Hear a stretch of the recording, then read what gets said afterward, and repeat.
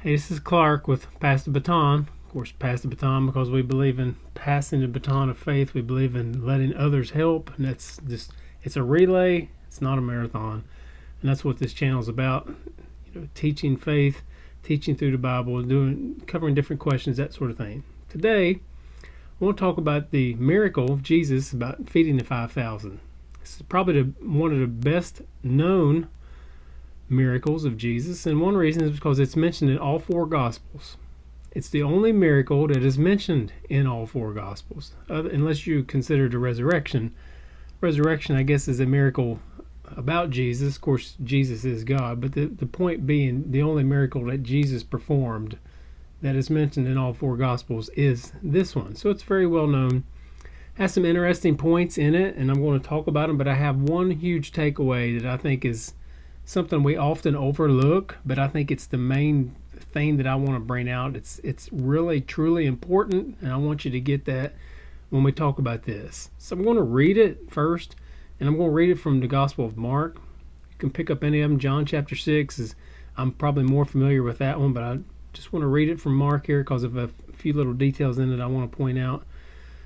But you could, like I said, you could read it in Luke, and I think it's chapter 9 in Luke, and of course John 6, Matthew 14, I believe. But it'd be easy to just do a Google search and figure out those exact texts. But in Mark chapter 6, verse number 30, reading from the ESV, the apostles returned to Jesus and told him all that they had done and taught, and he said to them, "Come away by yourselves to a desolate place and rest a while."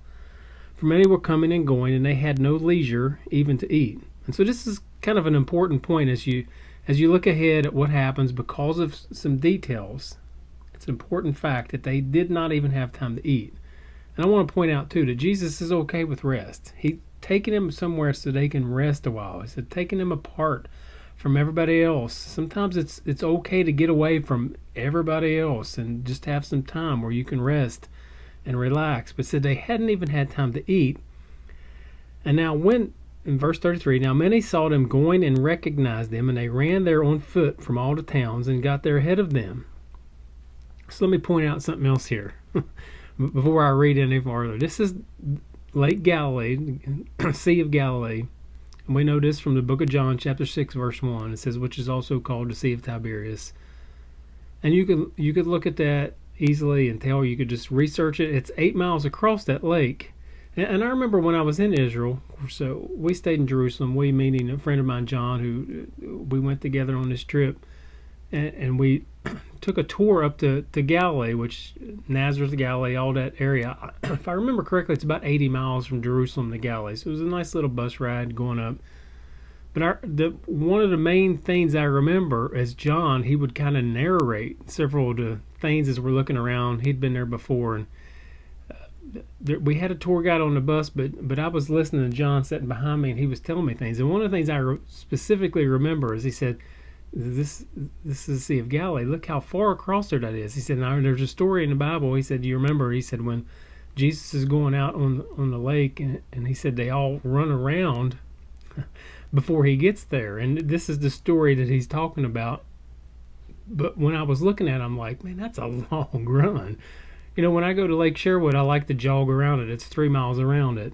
But the Sea of Galilee is 8 miles across.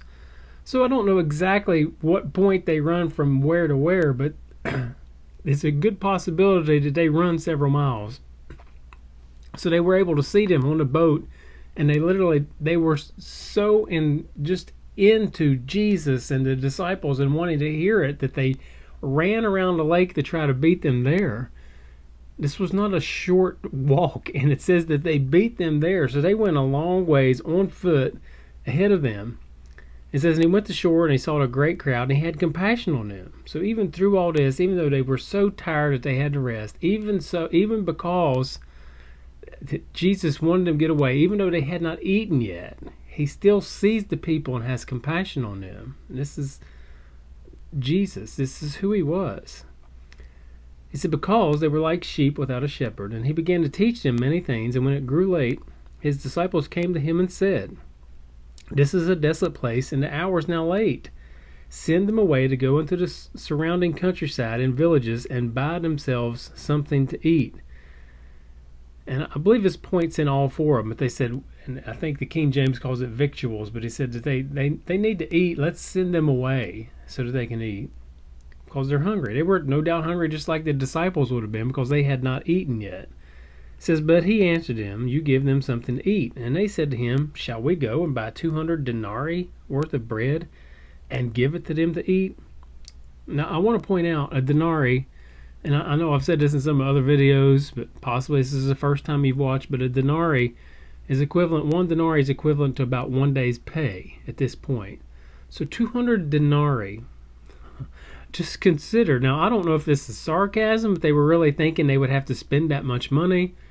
And listen, Middle Eastern literature, there is sarcasm in it. There's hyperbole. There's, you see this stuff in the literature, but I don't know if it's hyperbole or sarcasm. I don't know, but I do know this.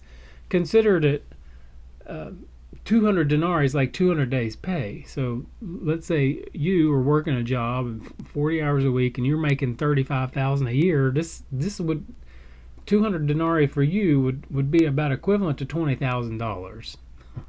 That's a lot of food that you can prepare for $20,000 on one hand, but also I know how expensive eating can be.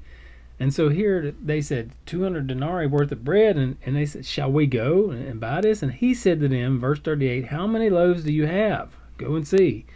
And when they had found out, they said 5 and 2 fish. Then he commanded them all to sit down in groups in the green grass.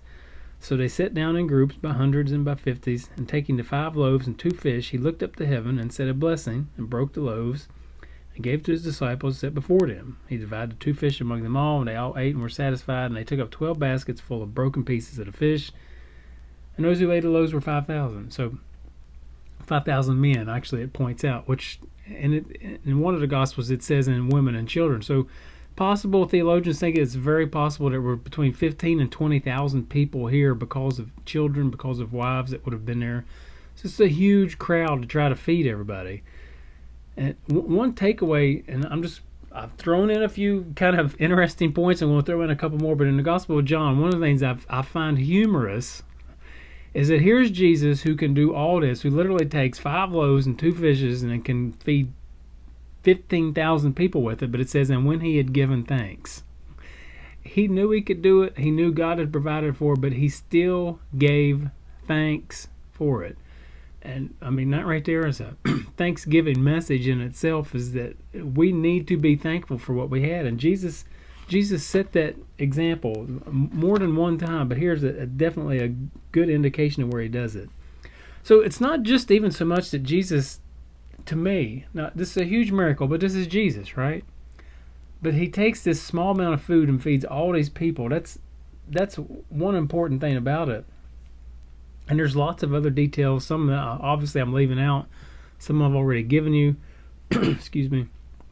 One of the things I like is unintended consequences that we see. And this is a kind of an apologetics type term. And when I say that, because there are so many people that want to deny the Gospels and say, well, they're just written by humans. And, the Gospel of Mark was first and Luke kind of copied Mark. And people really say this, but there's evidence to the contrary. Now they point out some interesting things of why they say that, but I truly believe the evidence is even greater that they did not copy. I mean, they're eyewitnesses. Now Luke was he was friends with eyewitnesses, so their details are a little different. And as James Warner Wallace so consistently points out, he said, if you go to a murder scene, and he is a crime investigator, he said, I want to interview all the eyewitnesses, and I expect to get different details from every one of them. In fact, he says, if everybody has the exact same story, he said, we understand that they probably collaborated with their story because they're lying about it. So the fact that the Gospels have little different things in them is a good thing. It's a good indication that they are written by inspired by God to write it, obviously, yes, but they are writing this exactly how they saw it, how they remembered, how God inspired them to write it, and that's a good thing. But one of the unintended consequences, this is just an example of it, and you see a few in this story, but Philip is in one gospel he's mentioned, this Philip is the one that says that Jesus asked Philip, where can we get the food? Now, and and in a different gospel, it says they're in Bethsaida. And then in the third gospel, at one point, it says that Philip is from Bethsaida.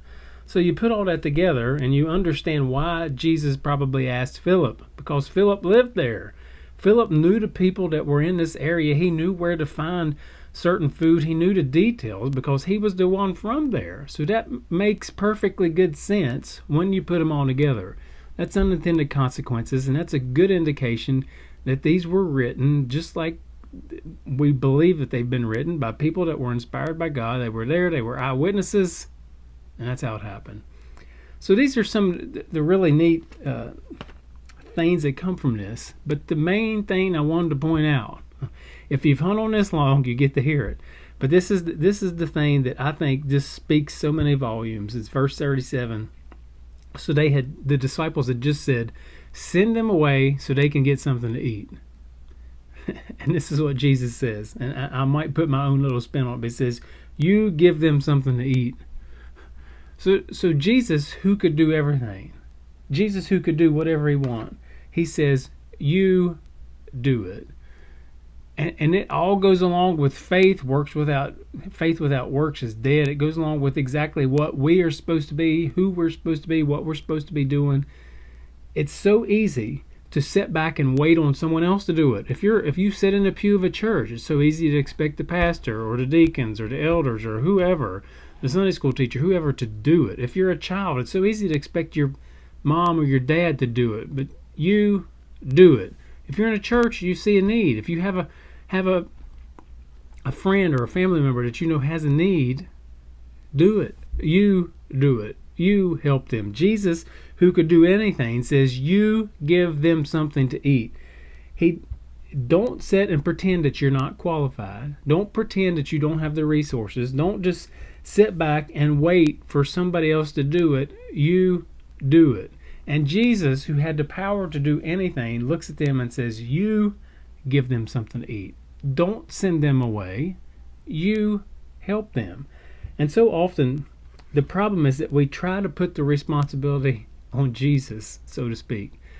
Now, Jesus is the one who can take care of it. Jesus is obviously the one that we could put all our problems on. Jesus, he is the one, but he says, you take some responsibility.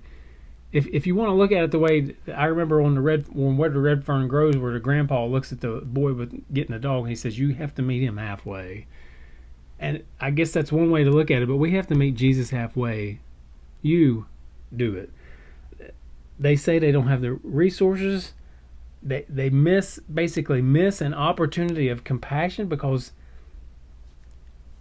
they're not willing to do it, so to speak. They'd say, we don't have it.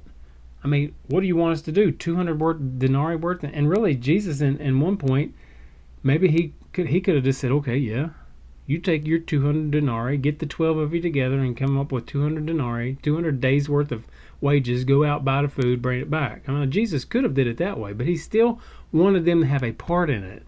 And they still had this young boy who was willing to give this up. They still had the disciples who set them down, who fed them. But he said, don't feed them, don't send them away, you do it. And so often, that's the one thing that we all need to do, that I'm guilty of, I'm sure some of you are guilty of, but instead of just sitting around waiting on somebody else to do it, instead of looking and see where the funds are going to come from, instead of waiting to see how it's going to get done, do it. And I think that's one of the main takeaways that Jesus wants us to get from this.